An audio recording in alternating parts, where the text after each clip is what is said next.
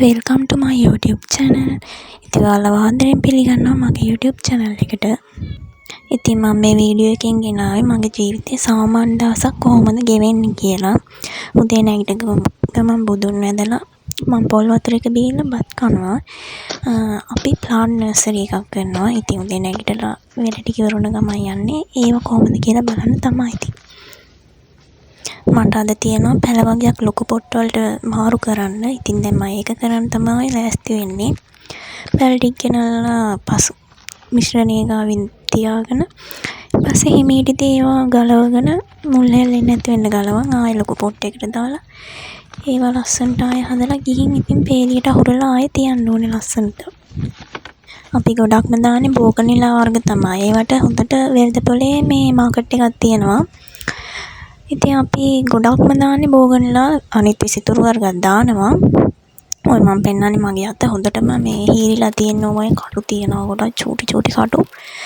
රිදෙනවද හීරුනාම නම්.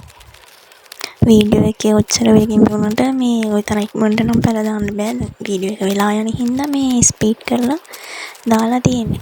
ඇත්තටම පැය 5-6ක් ගියා ඔය පැල 300ක් විතර දැම්මා. පැය 6ක් වගේ ගියා ඔය ටික ඉවර කරගන්නකොට නම්.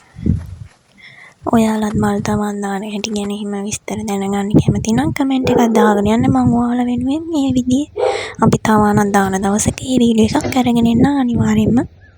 මම පොඩි කාලේ ඉඳන් ආසයි මල් පැල හිටවන්න, එළවලු පැල හිටවන්න. ඒ වුණාට කවදාවත් හිතුවේ නැහැ අන්තිමට ඉතින් ජීවන මාර්ගෙත් ඒකම වෙයි කියලා.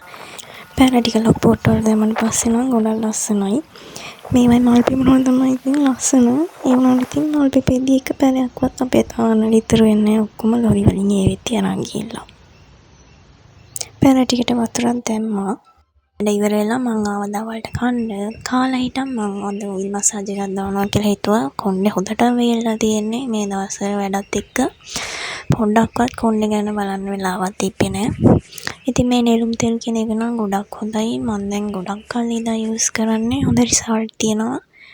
මේ මගේ කොණ්ඩේ ඔය පෙන්නනවා වගේ බේබි හේර්ස් ගොඩාක් ඇවිල්ලා තියෙනවා.